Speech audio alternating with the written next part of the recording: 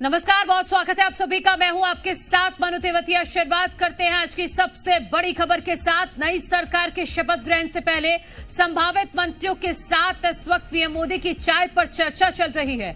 PM आवास पर इस वक्त बीजेपी अध्यक्ष जेपी नड्डा, अमित शाह के अलावा बड़े नेता मौजूद हैं। निर्मला सीतारमण, एस जयशंकर, गजेंद्र सिंह शेखावत, मनोहर लाल, सर्बानंद सोनोवाल, चिराग पासवान, ललन सिंह, रामनाथ ठाकुर पीएम आवास पहुंच चुके हैं। जो बड़े नाम पीएम आवास पर इस वक्त मौजूद हैं उनमें नित्यानंद राय, जितिन प्रसाद, अन्नपूर्णा देवी, सावित्री ठाकुर, रवनीत सिंह बिट्टू, हर्ष मल्होत्रा, संजय बीएल वर्मा, अन्नपूर्णा देवी, कृष्णपाल गुर्जर, अजय टमटा भी मौजूद हैं। तो ये कुछ बड़े नाम हैं जो अंदर से तस्वीर निकलकर सामने आ रही है। उसमें कई बड़े नाम इस वक्त मौजूद हैं अंदर पीएम आवास में, और प्रधानमंत्री मोदी के साथ इस वक्त चाय पर चर्चा चल रही है। और जो अंदर मौजूद हैं उनका तय है कि आज शाम को वो प्रधानमंत्री नरेंद्र मोदी के बाद शपथ लेते हुए दिखाई देंगे। मध्य प्रदेश से दो नाम सामने आ रहे हैं। शामिल किया जा रहा है। क्या नामलाई का नाम हमारे पास है।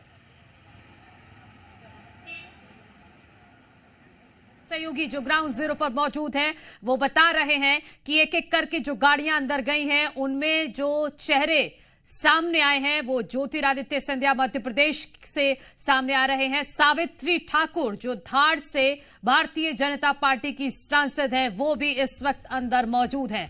हालांकि अभी छत्तीसगढ़ को लेकर कोई जानकारी नहीं आई है, लेकिन हरियाणा से मनोहर लाल अभी संभावित मंत्री हैं जो बनाए जा सकते हैं मंत्री, वो अंदर मौजूद है। दिल्ली से कमलजीत सहरावत का नाम सामने आ रहा है।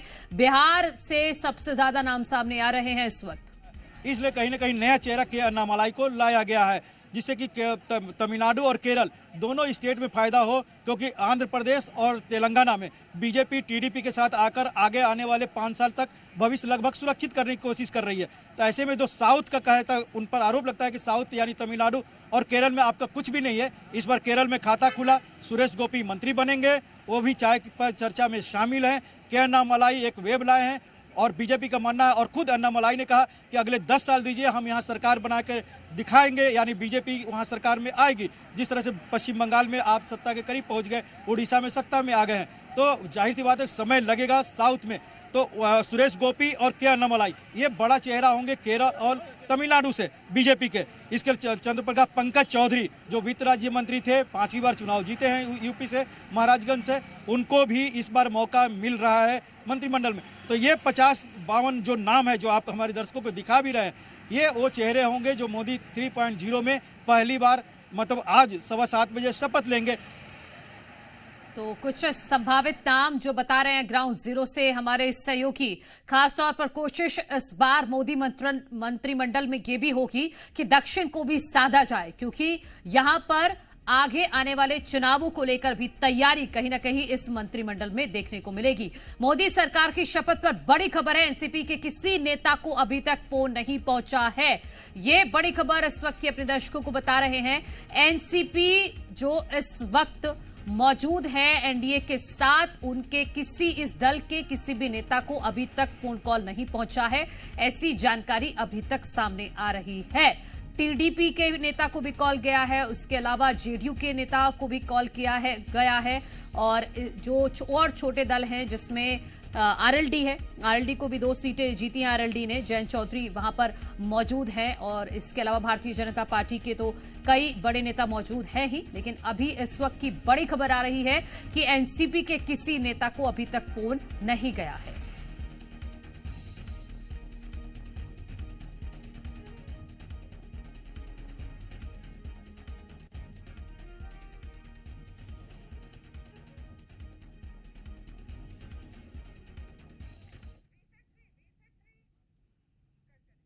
पर किसी भी ऐसे बड़े कार्यक्रम जो स्टेट सेरेमोनियल फंक्शन होता है उसके अंदर बुलाया ही जाता है, और जाहिर तौर पर एक राजनीतिक दबाव बनाने के लिए जयराम रमेश ने भले ही कल ये कहा हो, लेकिन आप देखिए कि न्योता जाहिर तौर के ऊपर और लोगों को भी गया होगा, लेकिन ये तय किया गया कि केवल मल्लिकार्जुन खड़गे जो है वो प्रतिनिधित्व करेंगे।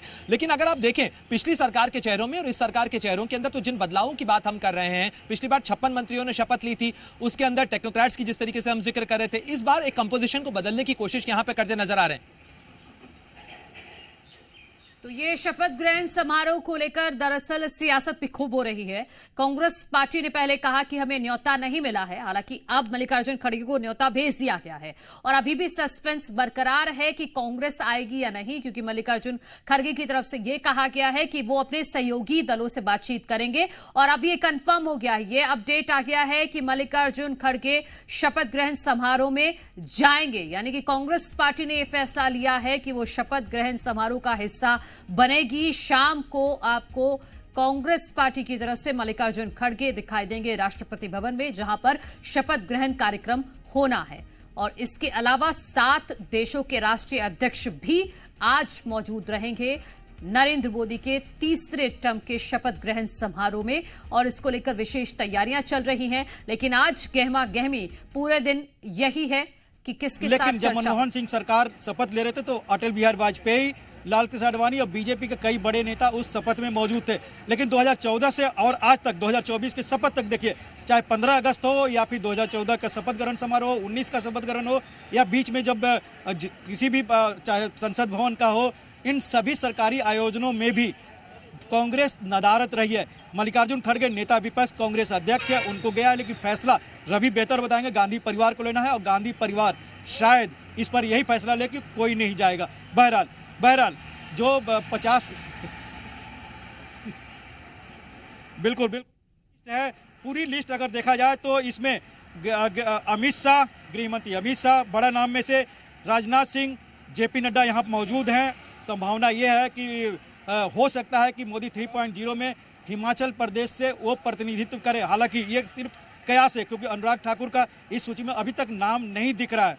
इसके कारण से राजनाथ सिंह, नितिन गडकरी तो हैं ही, एस जयशंकर, पीयूष गोयल, प्रहलाद जोशी भी हैं, जयंत चौधरी, जीतन राम मांझी, रामनाथ ठाकुर, चिराग पासवान, एच.डी. कुमारस्वामी, यानी घटक दलों में एनसीपी छोड़ के सभी घटक दलों का, महत्वपूर्ण घटक दलों का इसमें जगह मिली है। और बीजेपी के जो वरिष्ठ नेता और कई ऐसे नए चेहरे भी इसमें मिला। क्षेत्रीय संतुलन भी रखा गया है और जातिगत समीकरण भी रखा गया है। इसमें ये पूरा जो गुलदस्ता तैयार किया गया है, सारे समीकरण को साधने की कोशिश यहां पर की गई है। जातीय समीकरण भी साधने की कोशिश की गई है, जिसको सबसे प्राथमिकता पर रखा गया है, और क्षेत्रीय संतुलन बनाने की भी कोशिश की गई है। जो दल हैं, छोटे छोटे दल हैं, सभी को साधने की कोशिश इस मंत्रिमंडल में की गई। गाड़ियां निकलनी शुरू हो गई है। यहाँ पर सुरक्षा बलों में भी जो अपने एक्टिविटी होती है वो बढ़ गई है। तो ये चाय पर चर्चा लगभग 1 घंटे तक चली है। यानी प्रधानमंत्री नरेंद्र मोदी के साथ जो संभावित मंत्री के साथ जो चर्चा हो रही थी मंत्रिमंडल की, उसमें वो प्रधानमंत्री की ये बैठक खत्म हो गई है। गाड़ियां अब निकलना शुरू हो गई है। 1 घंटे तक ये बैठक चली। जो निर्देश जो हमें 14, 19 और उसके पहले का भी 1-2 इंसिडेंट देखे। प्रधानमंत्री नरेंद्र मोदी लगातार अपने जो संभावित मंत्री होते हैं उनको डूज और डोंट डूज के बारे में बताते हैं, क्या करना है और क्या नहीं करना। यहाँ तक कि आपने एनडीए गठबंधन का जब उस दिन नेता चुने जा रहे थे तब भी अपने सांसदों को उन्होंने हिदायत दिया था, उन्होंने बोला था क्या करना है, क्या किस पर भरोसा करना। तो आज तो मीटिंग खत्म हो गई है। प्रधानमंत्री मोदी के आवास पर यह चर्चा चल रही थी, चाय पर चर्चा चल रही थी, जिसमें सभी संभावित मंत्री मौजूद हैं। और अब ये मीटिंग खत्म हो गई है। ये बड़ा अपडेट सामने आ रहा है। लगभग 1 घंटे तक ये मीटिंग चली है, जिसमें कई बड़े नाम मौजूद रहे हैं।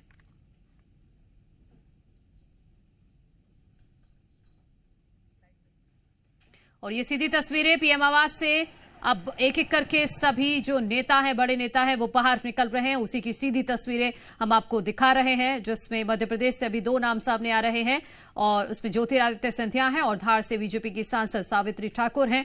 एक एक करके सभी की गाड़ियां बाहर आ रही हैं। जो मंत्रियों को हिदायत दी है, निर्देशित किया है कि जो विकास की योजना है जो पिछले 10 साल से और जो हमने 100 दिन का रोड मैप बनाकर रखा हुआ है उसको कार्यान्वित करना है जल्द से जल्द। शपथ लेने के साथ प्रधानमंत्री नरेंद्र मोदी ने हिदायत दी है, शपथ लेने के साथ ही आप अपना काम शुरू कर दें। जो भी विभाग तय किया जाएगा उस पर आप कार्रवाई शुरू कर दें। जो योजनाएं पेंडिंग है उसको पूरा करना है और जो नई योजनाओं को जमीन पर उतारना है, जो रोड मैप बना है उसको भी आप जल्द से जल्द उतारिए, जिससे कि जनता के बीच में हम ये भरोसा दे सकें कि हमारी मिली जुली सरकार जो एनडीए गठबंधन की सरकार है ये काम करने लगी है, कोई कंफ्यूजन नहीं है। तो प्रधानमंत्री का अहम निर्देश हुआ है अपने संभावित मंत्रियों को शपथ लेने के साथ ही काम शुरू करिए। जो पेंडिंग,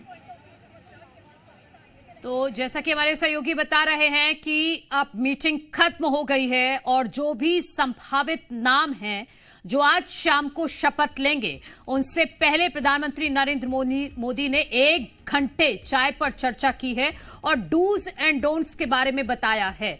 तो ये इस वक्त की बड़ी खबर। बैठक खत्म हो गई है। लगभग 1 घंटे तक सभी संभावित मंत्रियों से प्रधानमंत्री मोदी ने चाय पर चर्चा की है। पीएम आवास पर यह बैठक चल रही थी जिसमें जेपी नड्डा, अमित शाह मौजूद रहे हैं। इसके अलावा निर्मला सीतारमण, एस जयशंकर भी शामिल हुए हैं। सर्बानंद सोनोवाल, चिराग पासवान भी इस बैठक का हिस्सा रहे हैं। तो ये बड़े नाम हैं, कुछ नाम जिनको रिपीट किया जा सकता है और कुछ नए चेहरे भी कैबिनेट में शामिल किए जा सकते हैं। उसकी लगातार लिस्ट सुबह से ही जी मध्य प्रदेश, छत्तीसगढ़ आपको बता रहा है। लेकिन इस वक्त की ये बड़ी खबर, पीएम मोदी के साथ 1 घंटे तक चाय पर चर्चा हुई है। संभावित मंत्रियों के साथ चर्चा की गई है जिसमें जैसा हमारे सहयोगी ग्राउंड जीरो से रिपोर्ट कर रहे हैं कि उनको डूज एंड डोंट्स के बारे में बताया गया है कि विभाग कोई भी मिले, लेकिन आपको जुट जाना है पहले ही दिन से।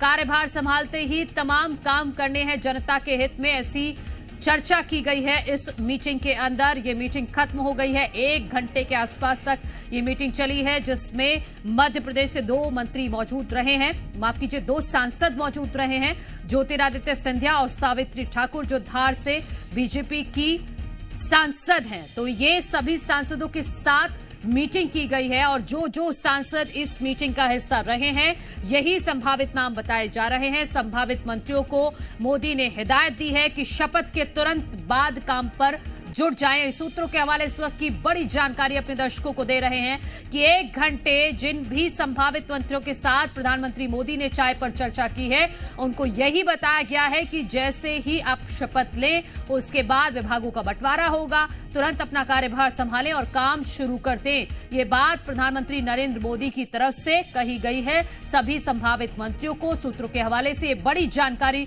इस वक्त निकलकर सामने आ रही है। पीएम आवास पर 1 घंटे तक संभावित मंत्रियों के साथ प्रधानमंत्री मोदी ने चाय पर चर्चा की है और जो संभावित नाम है वो निकलकर सामने आ रहे हैं जिसमें कुछ ऐसे चेहरे हैं जिनको रिपीट किया जा सकता है, जिसमें एस जयशंकर है, निर्मला सीतारमण है, राजनाथ सिंह है, इनको भी रिपीट किया जा सकता है इस कार्यकाल में। अमित शाह भी इस मीटिंग का हिस्सा रहे हैं, एस जयशंकर भी मौजूद रहे हैं, सर्बानंद सोनोवाल भी मौजूद रहे अंदर, चिराग पासवान भी अंदर मौजूद थे, ज्योतिरादित्य सिंधिया भी और सावित्री ठाकुर। इसके अलावा जयंत चौधरी। यूपी की हालांकि हिस्सेदारी घटी है लेकिन बिहार की उतनी ही बढ़ी है क्योंकि बिहार में इस बार जेडीयू के साथ मिलकर 12 सीटें जेडीयू लाई है, तो जेडीयू की हिस्सेदारी इस बार बढ़ी है।